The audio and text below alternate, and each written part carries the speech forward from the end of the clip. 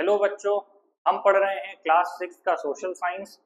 पिछले कुछ भागों में हमने ये समझने की कोशिश की कि सामाजिक विज्ञान को कैसे पढ़ना है, क्या पढ़ना है और उसमें क्यों पढ़ना है। सबसे इम्पोर्टेंट भाग, जैसा कि हमारे चैप्टर की शुरुआत में दिया है कि सामाजिक विज्ञान क्यों। इससे पहले जो वीडियो मैंने बनाए हैं उसमें इस बात का डिफरेंस है, उन क्लासेस में ये बताया है कि विज्ञान और सामाजिक विज्ञान में क्या अंतर है।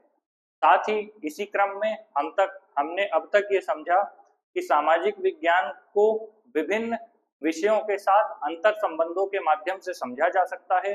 उसमें से पहला था हमारा भारत एवं विश्व का भूभाग और उनके निवासी। ये हमारा ज्योग्राफी का पार्ट है। इसके आगे जब हम बढ़ते हैं तो जो दूसरा पार्ट है वो हमारा था अतीत के चित्रपट। इसका मतलब है ये हमारा हिस्ट्री का सेक्शन है। तीसरा था भारतीय संस्कृति एवं ज्ञान परंपराएं। ये मुख्य तौर पर आर्ट एंड कल्चर से संबंधित था। चौथा है हमारा शासन और लोकतंत्र, जो कि हमारा पॉलिटी से रिलेटेड है। इसके बाद पांचवा सेक्शन था हमारा हमारे और आसपास का आर्थिक जनजीवन, जो कि मुख्य तौर पर निर्भर करता है इकोनॉमिक्स पर। तो कहने का मतलब हमें geography, history, polity, economics, art and culture, इन सबको कंबाइन करके, क्लब करके पढ़ना है। तो जब हम आगे पढ़ेंगे तो इस बात को समझेंगे कि कैसे एक दूसरे से परस्पर संबंध रखते हुए इन विषयों का हम गहराई से अध्ययन कर सकते हैं। ये एक चित्र दिया है, ध्यान से देखिए। इस चित्र में क्या बताने की कोशिश की गई है, पहले तसल्ली से देख लीजिए।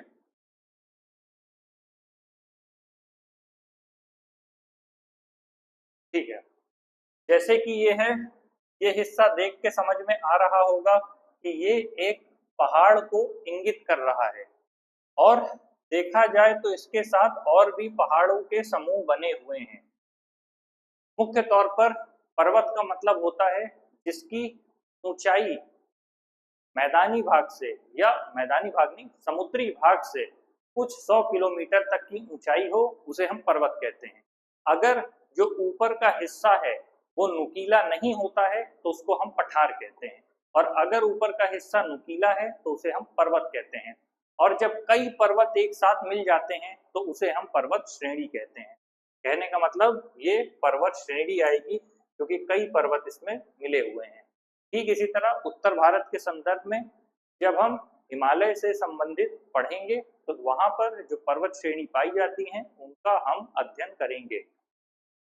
वो चाहे आपका हिमाचल का हिस्सा हो, जम्मू कश्मीर का हिस्सा हो, या आपका उत्तर पूर्व का हिस्सा हो, या पश्चिमी घाट और पूर्वी घाट का हिस्सा हो, उन सभी पर्वत श्रेणियों एवं पर्वतों का अध्ययन हम विशेष रूप से करेंगे। तो ठीक यहाँ पर ये पर्वत श्रेणियां हैं। उसके आगे हम देखेंगे तो जो नीचे का ये हिस्सा है, यहाँ पर चारों तरफ जल है।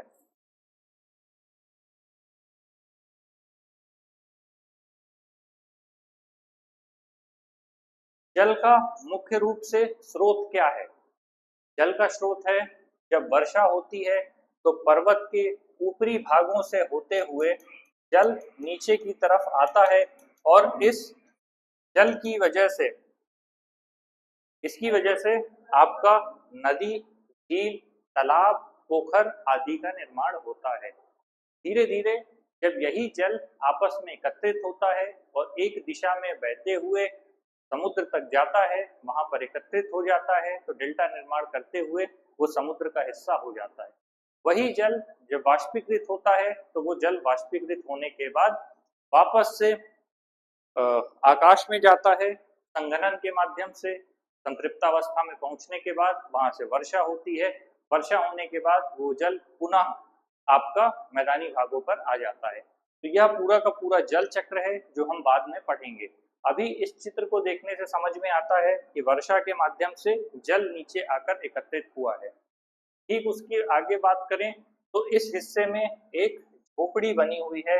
इसका मतलब है कि यहाँ पर कोई ना कोई व्यक्ति रहता है, यहाँ पर जनजीवन है, यहाँ पर अनुकूल दशाएं हैं भौगोलिक रूप से जहाँ पर व्यक्ति रह सकता है। साथ ही कच्चा मकान होने का मतलब है कि यहाँ पर ग्रामीण आबादी है, अगर शहरी आबादी होती तो यहाँ पर पक्के मकान पाए जाते। तो यहाँ पर नगरीकरण नहीं हुआ है, ग्रामीण आबादी है और यहाँ पर लोग रहते हैं। ठीक इस घर के बगल से होते हुए यहाँ पर एक सड़क आई हुई है। ये तो कहने का मतलब सड़क किस लिए बनाई गई होगी? सड़क का मुख्य मकसद था यह है कि उसे अपने आसपास के इलाकों से जोड़ना, चाहे वो ग्रामीण हो, नगरीय हो, अपने जीवन की दैनिक आवश्यकताओं की पूर्ति के लिए अपने आसपास के क्षेत्रों से जुड़ने के लिए सड़क का निर्माण किया जाता है, जिससे समुचित रूप से परिवहन या परिवहनों का आवागमन संभव हो पाए। ठीक, अब हम आगे बढ़ते हैं। यहाँ पर दिया है कि झील में पानी कहाँ से आ रहा है, क्वेश्चन मार्क। तो जैसा कि मैंने पहले भी बताया था, ये जो ऊपर दिया है अधिकांश पानी वर्षा का होगा, क्योंकि भूमिगत जल जमीन के नीचे होता है। यहाँ पर आसपास पहाड़ है, पर्वत है, तो उसकी वजह से वर्षा में जो भी जल यहाँ एकत्रित हुआ होगा, ढलान से होते हुए नीचे की तरफ आ गया। तो ये जो झील में जल है वो आपके वर्षा का पानी होगा।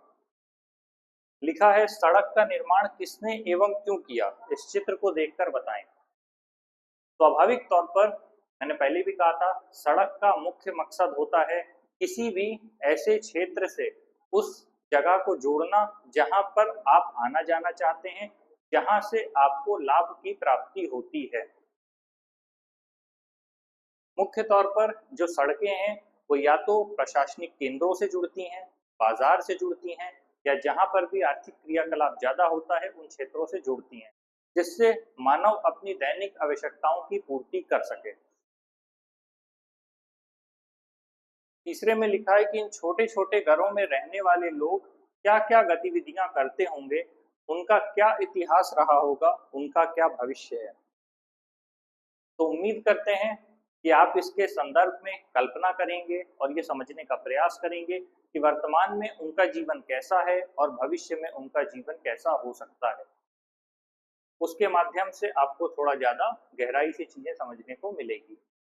पहले पे आपको ये समझना है इन छोटे घरों में रहने वाले लोग क्या करते होंगे का मतलब है कि उनकी आर्थिक गतिविधियों को समझना, किस प्रकार से वो अपने लिए खाद्यान्न इकट्ठा करते हैं, किस प्रकार से अपनी जीवन की दैनिक आवश्यकताओं की पूर्ति के लिए वो बाहरी क्षेत्र पर निर्भर हैं, उनका अतीत क्या है, वो लोग कहाँ से आए हैं, वहाँ क्यों रहते हैं, कैसे रहते हैं, और साथ ही उनका भविष्य क्या होगा। इन सभी चीज़ों की एक कल्पना करें और इसका उत्तर लिखने का प्रयत्न करें।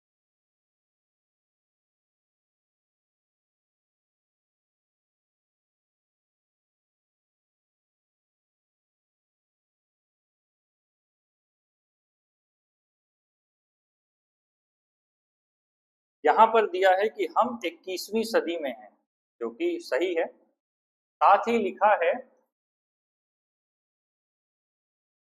कि यह समय मानव के सभ्यता के लिए अत्यंत चुनौतीपूर्ण है। अब सवाल ये है कि ऐसा क्या है जो हमको चुनौती पेश कर रहा है, किस तरह की समस्याएं वर्तमान में हमें देखने को मिल रही हैं, या भविष्य में किस तरह की समस्याओं का हमको सामना करना पड़ सकेगा। उसमें से एक मुख्य है जलवायु परिवर्तन, क्योंकि अगर विकसित देश अपने को विकसित करने के लिए जलवायु के साथ समझौता करते हैं या पर्यावरण के साथ समझौता करते हैं, लेकिन उसका दीर्घकालिक असर हमारे ऊपर पड़ेगा। वो चाहे अल्प विकसित देश हो या विकासशील देश हो, करने वाला कोई भी हो, उसका बराबर असर हर व्यक्ति को ऊपर आएगा। साथ ही हर व्यक्ति को उसका खामियाजा भुगतना पड़ेगा। इसीलिए लिखा है कि एक तरफ तकनीक में तीव्र विकास हुआ, जिसने हमारी जीवन शैली को में विभिन्न बदलाव किए। अब ये तीव्र विकास तकनीक में आप कैसे डिफाइन कर सकते हैं? स्वाभाविक तौर पे आज से 50 साल पहले हमारे पास आवागमन की सुविधाएं उपलब्ध नहीं थी, लेकिन आज धीरे धीरे ग्रामीण क्षेत्र से कस्बे और कस्बों से नगर तक की एक समुचित व्यवस्था उपलब्ध है। पहले रेलगाड़ियां कम गति से चलती थी, वर्तमान में वंदे भारत जैसी ट्रेन भारत के पास है जिसकी मैक्सिमम स्पीड 120 से 140 किलोमीटर प्रति घंटा है और एक स्थान से दूसरे स्थान पर पहुंचना आसान हो गया है अपेक्षाकृत पहले की तुलना में। ये वो चीजें हैं जिनसे हमको सुविधाएं मिली, लेकिन ये समझने की बात है कि एक ही चीज, जब कोई भी नया वैज्ञानिक आविष्कार होता है तो वो हमारे लिए अच्छा भी हो सकता है और बुरा भी हो सकता है। उदाहरण के लिए, आप जब ये क्लास कर रहे हैं तो आप या तो मोबाइल में, लैपटॉप में, डेस्कटॉप में, किसी चीज में इस वीडियो को देख रहे होंगे। वो वीडियो आप तक पहुंचने का माध्यम क्या है? वो माध्यम है इंटरनेट।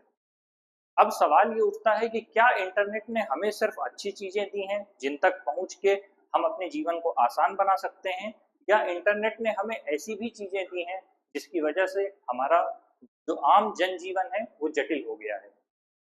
तो मैं वही बताना चाह रहा हूँ कि एक तरफ तकनीक के तीव्र विकास ने हमारे हाथों तक सुविधा को उपलब्ध कराया और हमारे जीवन को आसान बनाया, लेकिन दूसरी तरफ हैकिंग जैसी समस्याएं होने से हमारे बैंक के खाते से पैसा निकल जाना, हमारे साथ फ्रॉड हो जाना, हमारी निजता को खतरा होना, ऐसी चीजें धीरे धीरे हमारे साथ होने लगी हैं।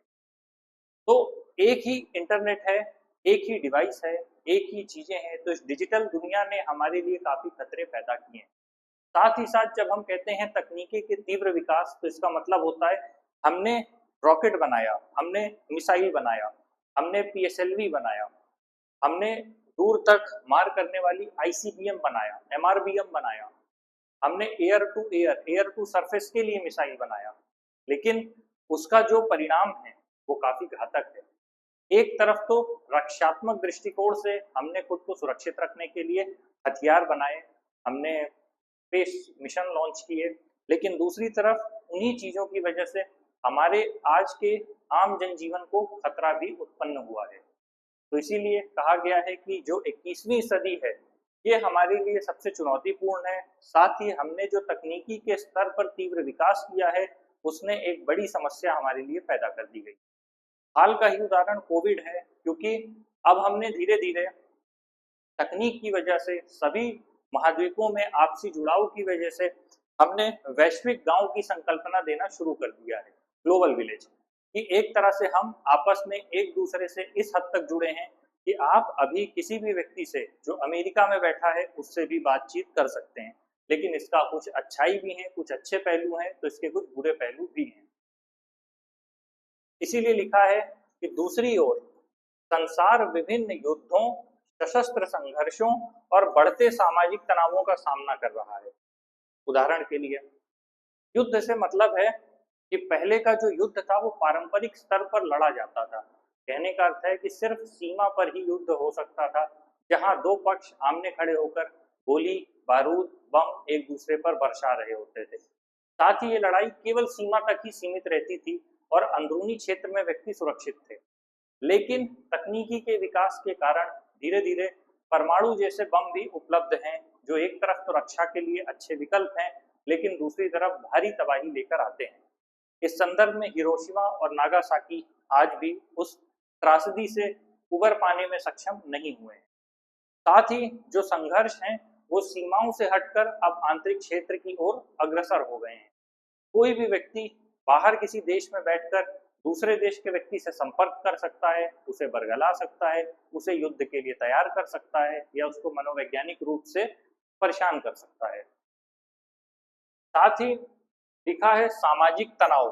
जब तकनीकी ने हमको एक सुविधा दी थी कि हम दूर बैठे व्यक्ति से बात कर सकते थे, लेकिन उसी चीज ने आपको तनाव भी दिया।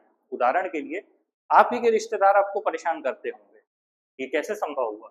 ये संभव है क्योंकि पहले आप किसी एक व्यक्ति से आपको मिलने जाना पड़ता था। सूचना का जो संचार था वो एक स्थान से दूसरे स्थान तक होने में समय लगता था।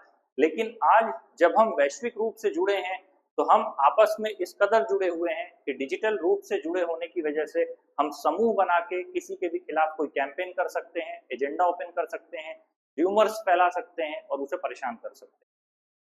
तो वर्तमान में जो सामाजिक तनाव है उसके मनोवैज्ञानिक रूप से भी किया जा सकता है और भौतिक रूप से भी, और इन सब का जो मुख्य कारण है वो है तकनीकी का तीव्र विकास। इसने हमें अच्छाई तो दी, लेकिन शायद उससे कई गुना ज्यादा बुराई भी दे दी। तो चुनौतीपूर्ण कहने का मतलब ये है कि ये अब हमारे हाथ में है कि हम उसे अच्छे से लेकर जाना चाहते हैं या हम उसकी वजह से कुछ परेशानियां खड़ा करना चाहते हैं, या फिर हमें उन लोगों से निपटना होगा जो अराजकतावादी मानसिकता के हैं, साथ ही दूसरे के जीवन में समस्या फैलाने में उत्सुक रहते हैं।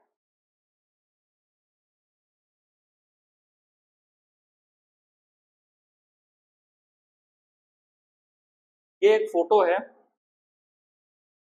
जो मुख्य तौर पर दिखा रहा है, ये एक कॉरपोरेट कल्चर को बता रहा है, साथ ही एमएनसीज दिखा रहा है।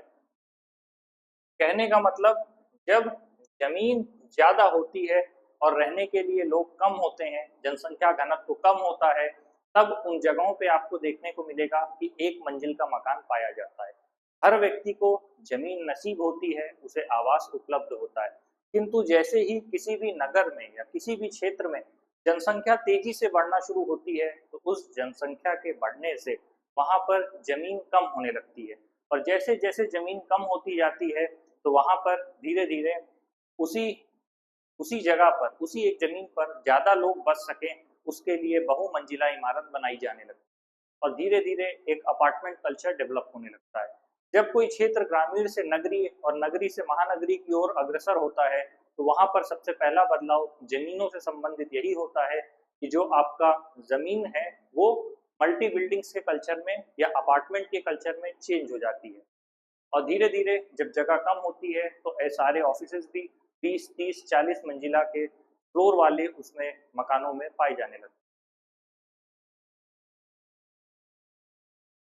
जब लोगों को रहने के लिए आवास की सुविधाएं नहीं उपलब्ध होती, तो महंगे में लोगों को जमीन खरीदनी पड़ती है।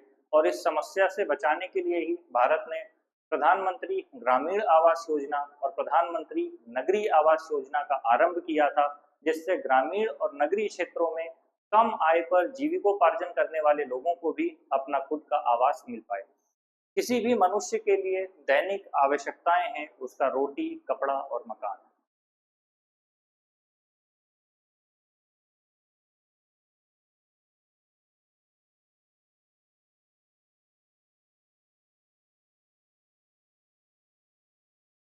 इसीलिए दिया है कि विश्व में अधिकाधिक लोग ये सोच रहे हैं कि किस तरह हम इस समाज को ऐसा बना पाए कि यहाँ पर शांति एवं समरसता के साथ अपना जीवन जिया जा सके, आपस में सभी लोगों के लिए एक सुंदर समाज का निर्माण किया जा सके और वैश्विक रूप में एक ऐसी कल्पना की जा सके जिसके माध्यम से सभी लोगों के लिए एक सुखद और शांतिपूर्ण जीवन संभव हो पाए।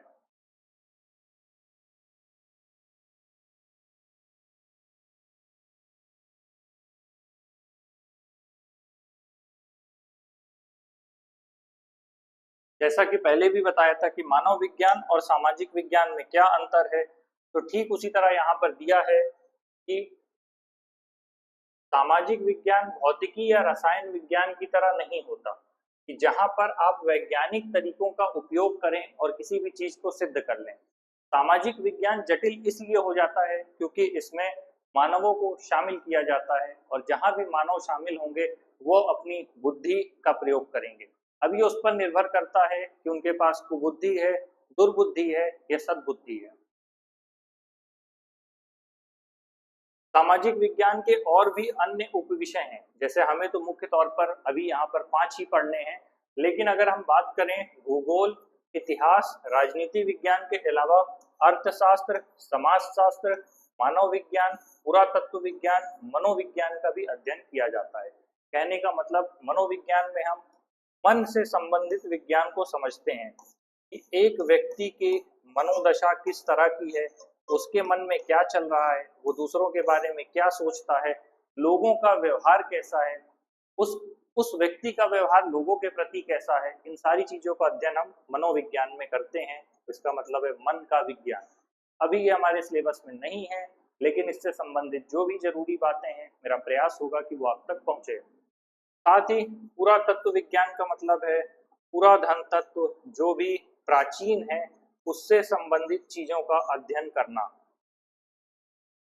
अर्थात अतीत में जिस भी तरह की संस्कृति थी, सभ्यता थी, उनसे संबंधित जो भी स्रोत रह गए थे उन स्रोतों को जमीन से खोदना, उनके बारे में अध्ययन करना, उनको समझना, ये सब कुछ पुरातत्व विज्ञान में आता है। मानव विज्ञान में मुख्य तौर पर मानवों से संबंधित जितनी भी घटनाएं हैं और उनका रहन सहन, जीवन यापन कैसा था, उन सब का अध्ययन यहाँ किया जाता है। समाजशास्त्र, हम सामाजिक विज्ञान पढ़ रहे हैं, समाज के बारे में पढ़ रहे हैं, लेकिन समाजशास्त्र पूरी तरह से एक भिन्न विषय है। समाज के बारे में समझना, समाज में लोग आपस में किस तरह से रहते हैं, उनका अंतर संबंध किस तरह से है, उनके वैवाहिक संबंध किस तरह से हैं, क्षेत्र के हिसाब से, परिस्थिति के हिसाब से, जहाँ जनसंख्या घनत्व है उसके हिसाब से, किस तरह की परिस्थितियों में किस तरह से लोग रहते हैं, उनके जीवन यापन का आधार क्या है, समाज में किस तरह से वो लोग आपस में इंटरेक्शन करते हैं, इन सब चीजों को लेकर के जो भी अध्ययन है वो हम समाजशास्त्र में पढ़ते हैं।